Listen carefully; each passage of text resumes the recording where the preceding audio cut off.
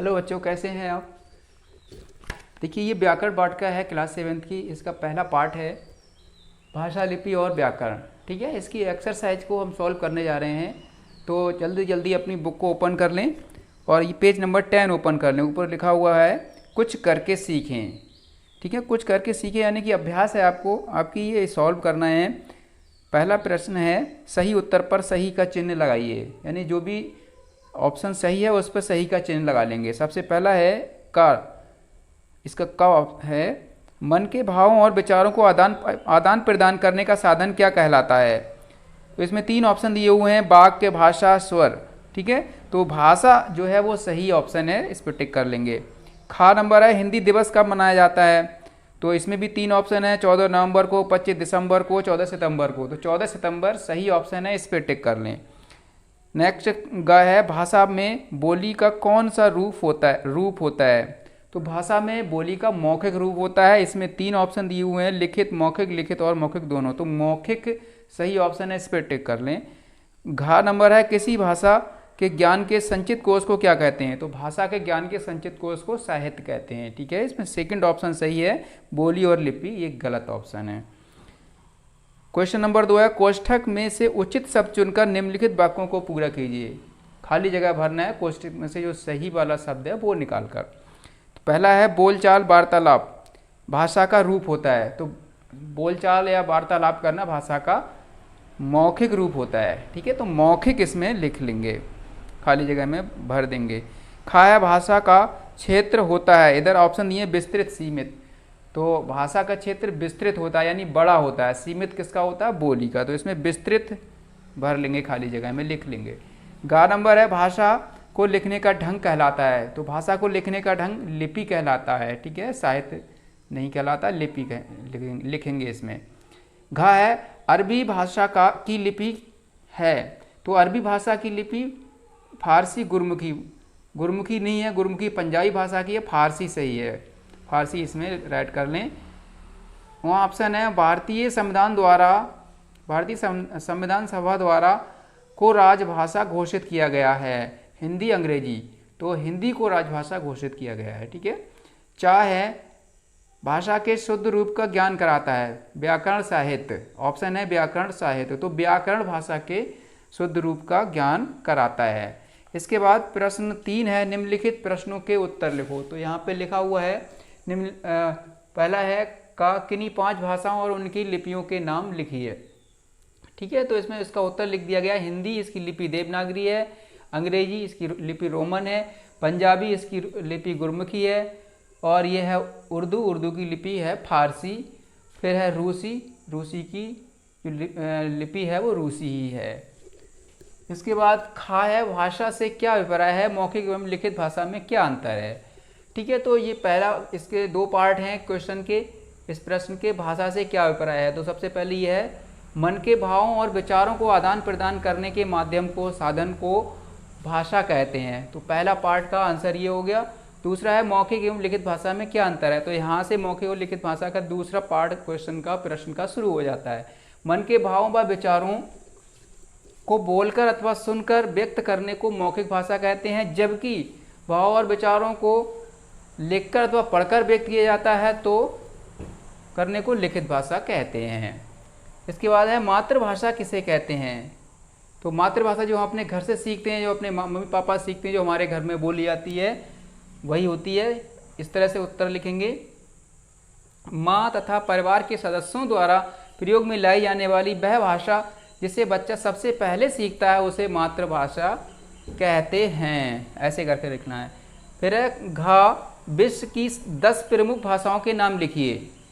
10, कोई सी 10 लिख देंगे जो विश्व में बोली जाती हैं, यानी संसार में, दुनिया में बोली जाती हैं। तो इसमें मैंने लिख दिया है संस्कृत, हिंदी, अंग्रेजी, नेपाली, उर्दू, अरबी, पंजाबी, रूसी, जर्मन व स्पेनिश। विश्व की 10 प्रमुख भाषाएं हैं। आप दूसरी भी कोई ऐड कर सकते हैं जो भी दुनिया की भाषाएं हैं।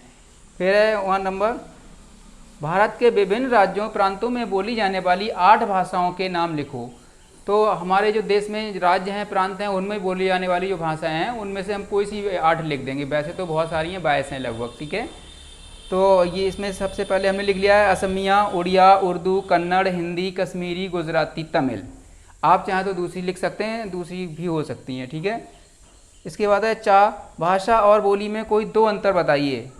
देखिए पहला इसमें दो अंतर बताने, तो पहला अंतर ये है, भाषा का क्षेत्र विस्तृत होता है जबकि बोली एक छोटे क्षेत्र तक ही सीमित होती है। और इसका दूसरा अंतर ये है कि भाषा में साहित्य की रचना होती है जबकि बोली का रूप मौखिक होता है, ठीक है। इसके बाद है लिपि, 6 नंबर, लिपि किसे कहते हैं? रोमन लिपि में अपना नाम लिखिए। तो भाषा को लिखने के ढंग को लिपि कहते हैं, भाषा के जो लिखने का ढंग होता है उसे को ही लिपि कहते हैं, है ना। रोमन में मैंने अपना नाम लिख दिया है मोहम्मद उमर, आप यहाँ पे अपना नाम लिख लेंगे, ठीक है, मेरा नहीं लिखेंगे, अपना नाम लिखेंगे, ओके।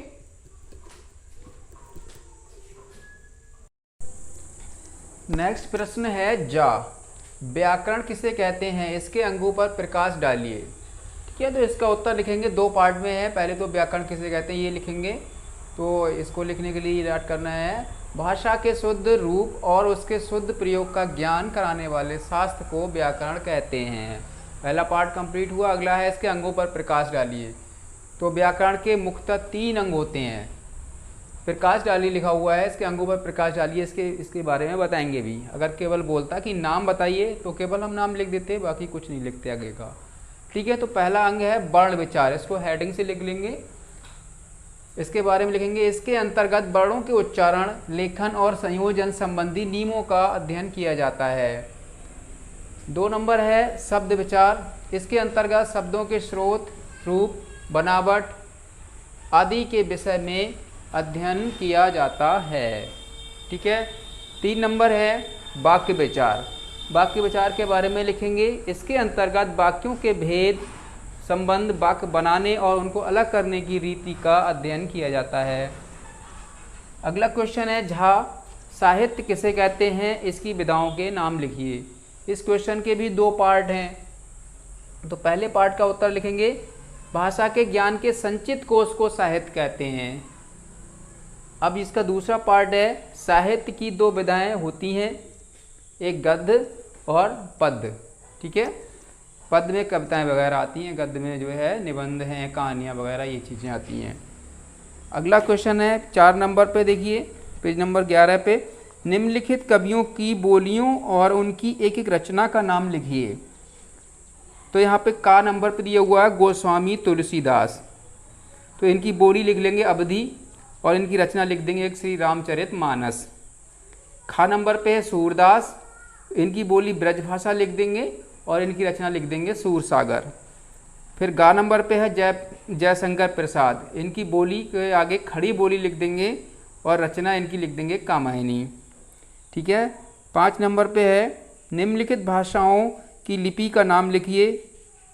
भाषा और फिर लिपि आपको लिखना है, भाषा दी हुई है, लिपि लिखना है, ठीक है। सबसे पहले सिंधी, सिंधी भाषा की लिपि फारसी होती है। इसके बाद है रूसी, रूसी भाषा की लिपि रूसी होती है। उर्दू भाषा की लिपि फारसी होती है। जर्मन भाषा की लिपि रोमन होती है। फिर है मराठी, मराठी भाषा की लिपि देवनागरी होती है। फिर है भाषा, इधर है पंजाबी, तो पंजाबी की लिपि गुरमुखी होती है। और फिर है बुल्गेरियन, बुल्गेरियन की लिपि रूसी होती है, रूसी। और फ्रेंच भाषा की लिपि रोमन होती है। संस्कृत भाषा की लिपि देवनागरी होती है। नेपाली भाषा की लिपि भी देवनागरी होती है, ठीक है। इस तरह से ये एक्सरसाइज आपकी कंप्लीट हुई और इसको आप जो है नोटबुक में लिख लें। Thanks, that's all.